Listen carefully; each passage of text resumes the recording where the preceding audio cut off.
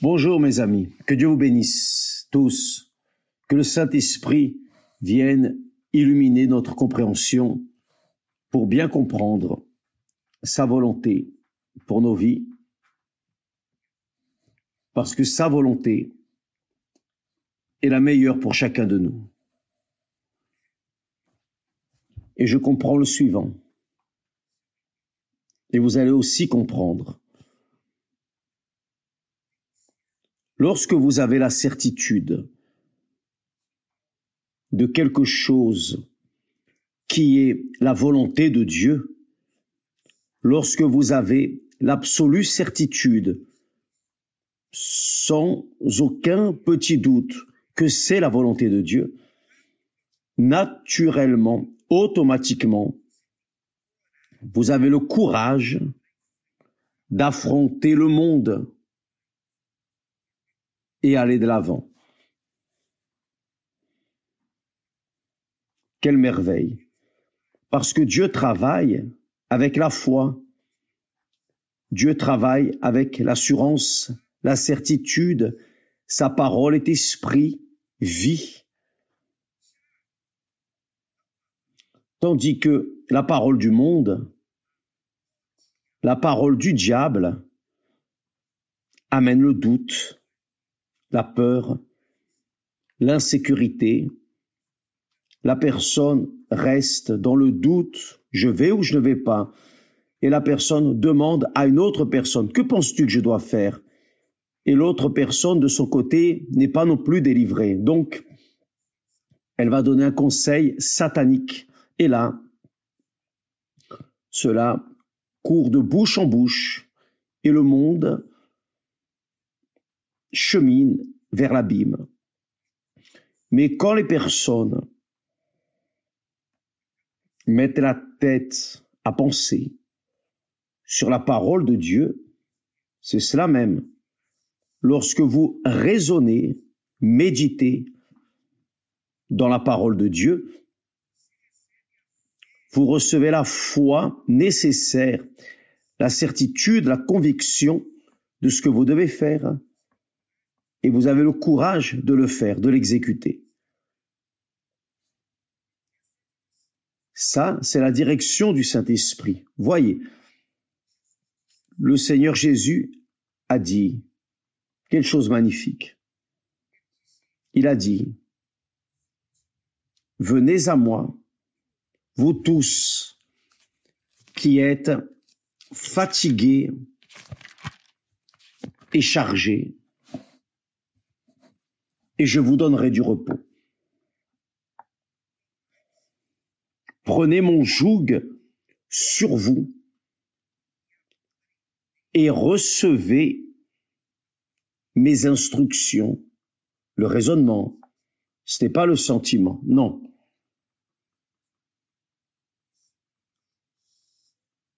Recevez mes instructions, car je suis doux et humble de cœur.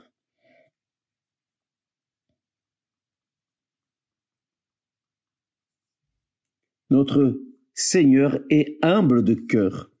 Le Seigneur, le Créateur des cieux et de la terre, celui qui a amené à l'existence les choses qui n'existaient pas.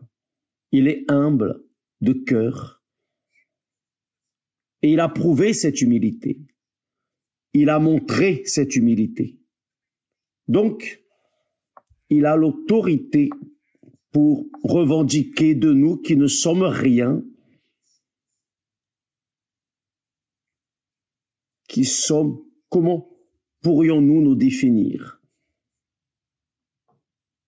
devant le Très-Haut? Rien, zéro, moins que rien. Le Seigneur Jésus a montré, a prouvé qu'il a été humble de cœur. Si vous voulez lire avec moi cela, vous trouvez dans votre Bible, dans l'épître de Paul aux Philippiens. Paul,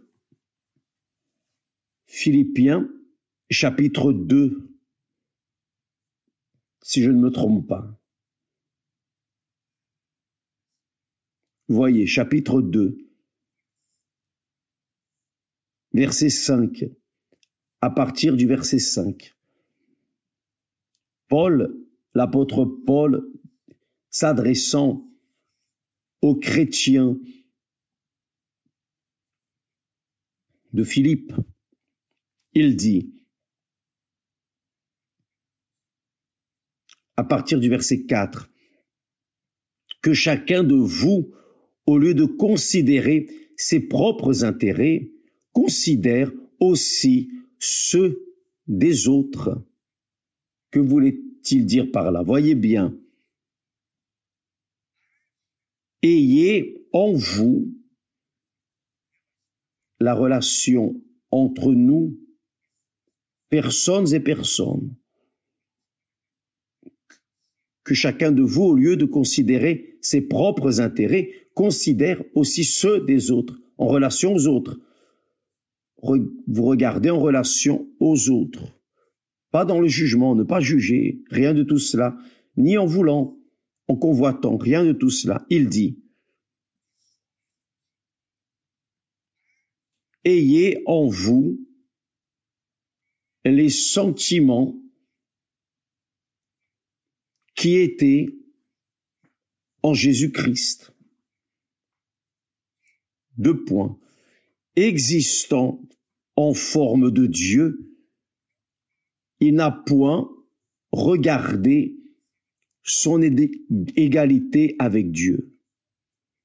En forme de Dieu, il n'a point regardé son égalité avec Dieu comme une proie à arracher. Mais il s'est dépouillé, le Seigneur Jésus s'est dépouillé de lui-même.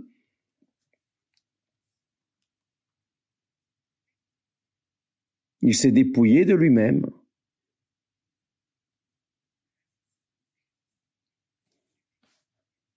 Il s'est dépouillé de lui-même en prenant une forme de serviteur. En prenant une forme de serviteur. Et le serviteur, c'est quoi? Le serviteur est humble. Le serviteur est pour servir. Le serviteur naît pour servir. Et il n'existe qu'un seul Seigneur. Dans les cieux, sur la terre et dans les profondeurs de l'enfer. Il n'y a qu'un seul Seigneur. Et devant son nom, tout genou fléchira, dans les cieux, sur la terre et en enfer, car il n'existe qu'un Seigneur, un seul Seigneur, un seul Dieu. Mais même ainsi, le Seigneur Jésus s'est dépouillé de son autorité divine, disons ainsi. Il a pris la forme de quoi? De serviteur, c'est-à-dire, il est écrit, il a pris une forme de serviteur en devenant semblable aux hommes. Tous les hommes sont serviteurs. Ils peuvent avoir de l'argent, être président de ceci, de cela, avoir tout l'argent du monde, être le plus riche du monde, mais pour Dieu, c'est un simple homme. Il ne sera jamais Seigneur, jamais, il sera toujours serviteur. Il peut avoir beaucoup de personnes le servant, mais lui aussi est serviteur, car il n'y a qu'un seul Seigneur et Dieu. Le Seigneur Jésus, voyez, il s'est dépouillé lui-même en prenant une forme de serviteur, en devenant semblable aux hommes. Ça, c'est beaucoup d'humiliation. C'est une humilité à l'extrême. Et voyez, et il a paru comme un vrai homme. Il s'est humilié lui-même.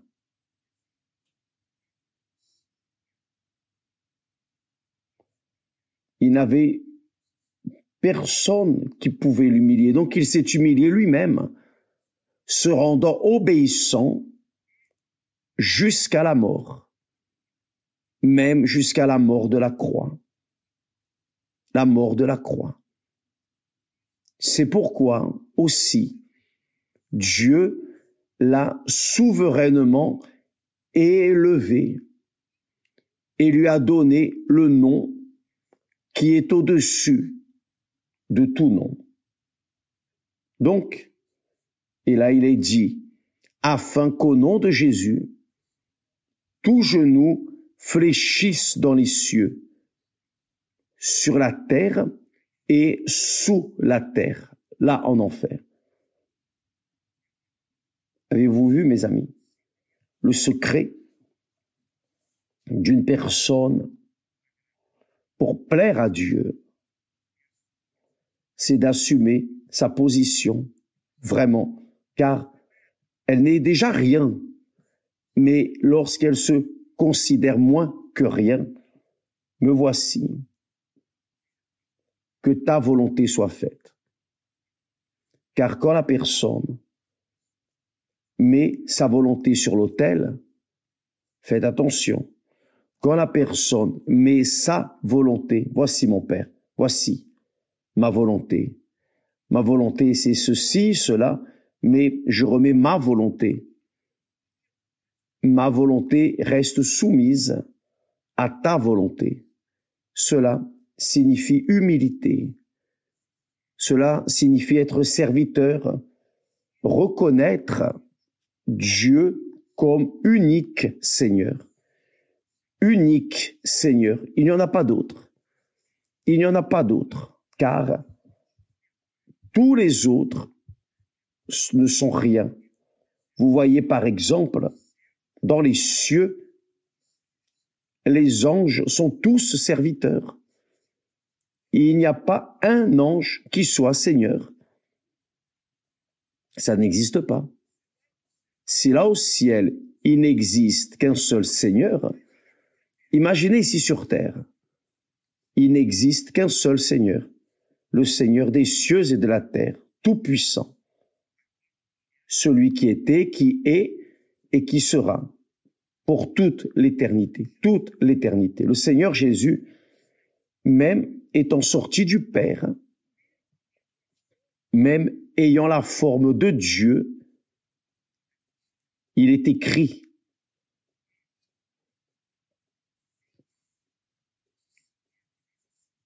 il s'est dépouillé lui-même en prenant une forme de serviteur, c'est-à-dire étant en forme de Dieu, il a assumé la forme de serviteur pour faire la volonté du Père.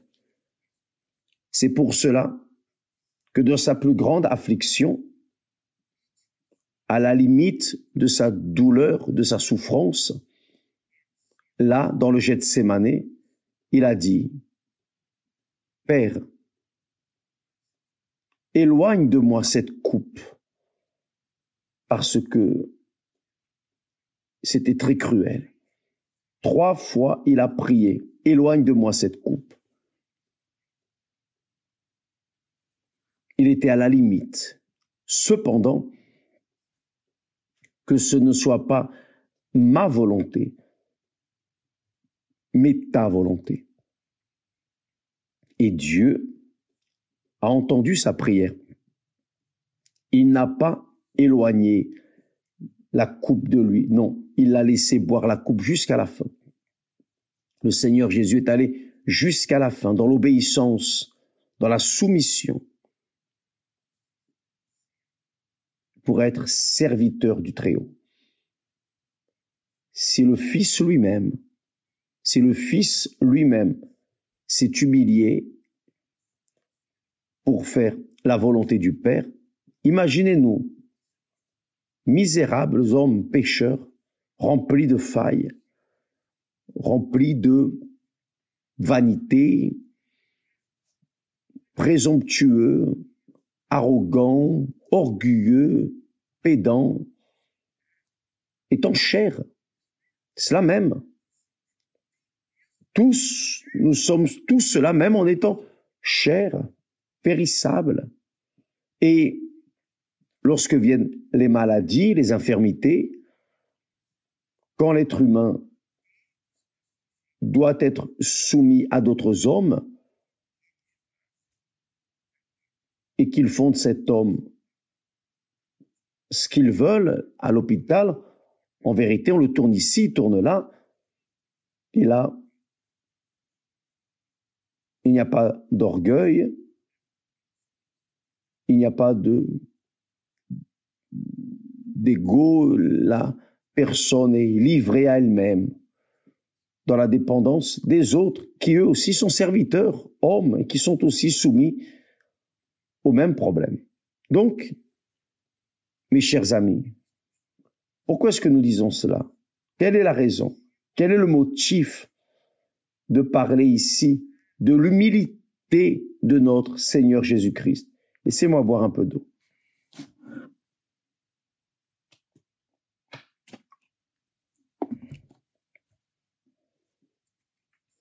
Pourquoi parlons-nous de cela?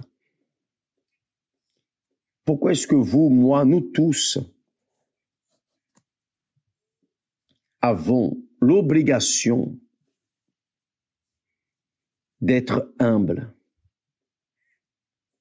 Ce n'est pas d'être humble par intérêt personnel, non, c'est être humble comme serviteur. Seigneur, me voici, que veux-tu que je fasse? C'est être humble dans toute son essence. Pourquoi devons-nous être humbles?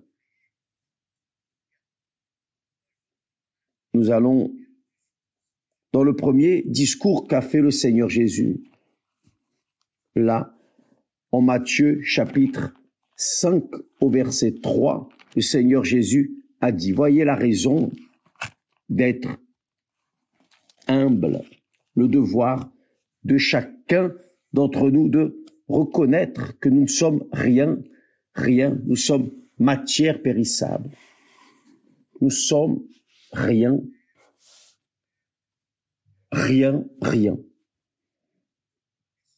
Donc, c'est juste reconnaître, mon Dieu, je ne suis rien. Rien. Le Seigneur Jésus a dit, heureux les pauvres en esprit, humble, car le royaume des cieux est à eux. Pour entrer dans le royaume des cieux, vous devez être humble, car le royaume des cieux, où il y a les anges, les archanges, les chérubins, les séraphins, tout dit saint, saint, saint, devant le Tout-Puissant.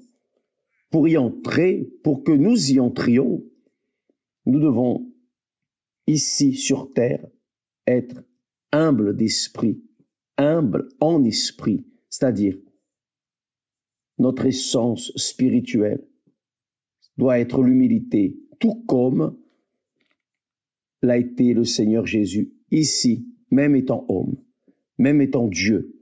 En forme de Dieu, il a assumé la forme de serviteur, humble en esprit. Car là, dans le royaume des cieux, tous sont humbles, tous sont serviteurs. Personne ne sera seigneur, personne ne sera meilleur que l'autre. Tous seront serviteurs, car Dieu est Seigneur de ceux qui le servent. Pour qu'il soit Seigneur de votre vie, mes amis, dans la pratique, vous devez servir Dieu. Et servir Dieu, c'est faire sa volonté. Tout comme un employé et un patron. La relation entre employé et patron, c'est ça. Le patron ordonne, l'employé obéit. Pourquoi? Parce que le patron paye. Mais dans le royaume des cieux, le Seigneur ordonne parce que ses serviteurs sont nés de lui. Ce n'est pas qu'ils vont recevoir un salaire en haut, non. C'est parce que Dieu lui-même, dans la personne du Saint-Esprit, engendre des serviteurs. Des serviteurs.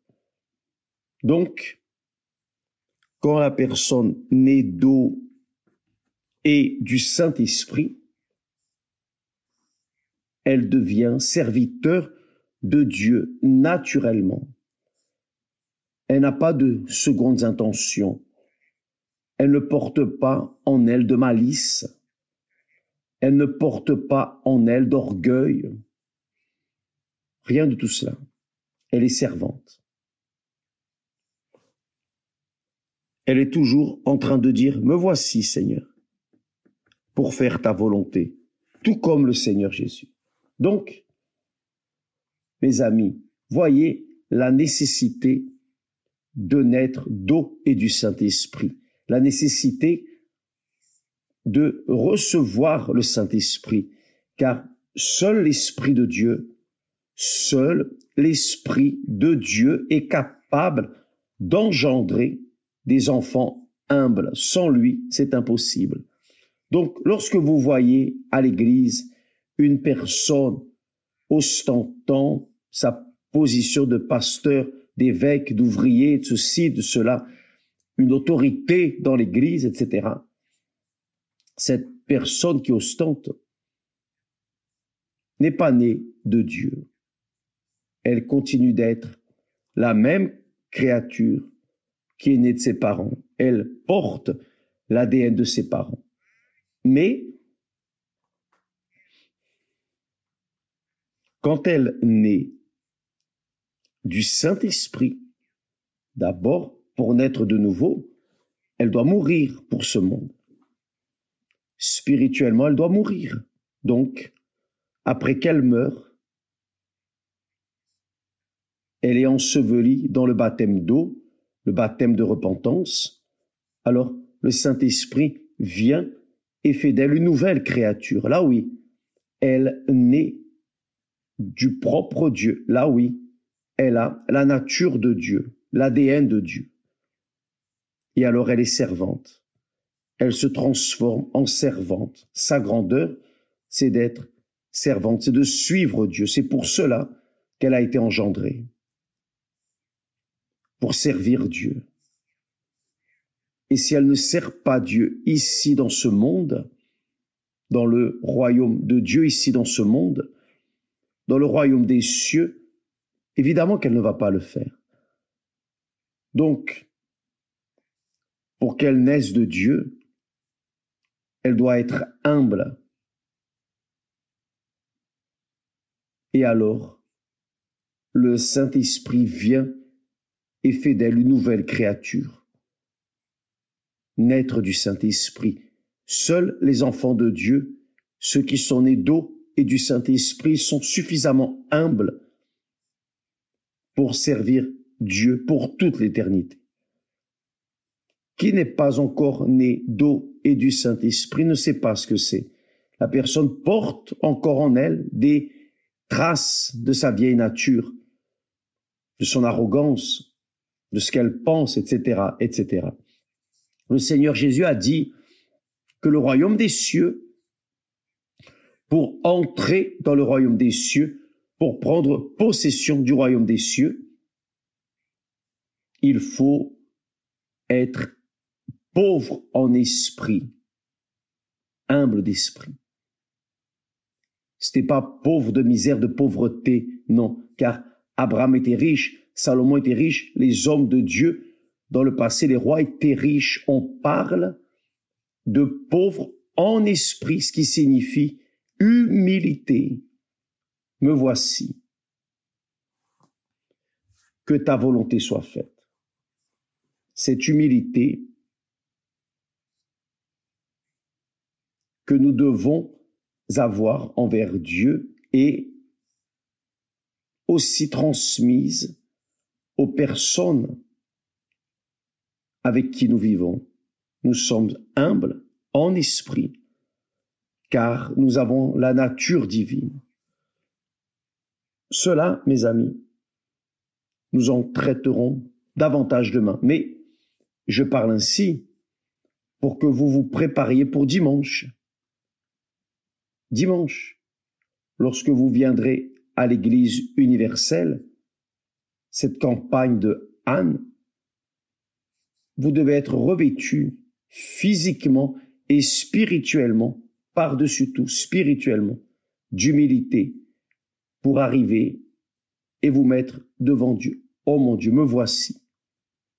Que ta volonté soit faite, car qui est humble veut faire la volonté de celui qui est le Seigneur. Il n'y a qu'un seul Seigneur et des serviteurs. Il y a X serviteurs dans ce monde. Que Dieu vous bénisse tous et à demain au nom du Seigneur Jésus. Grâce à Dieu. C'est l'humilité d'Anne qu'il a fait obtenir le miracle des miracles. À demain. Que Dieu vous bénisse.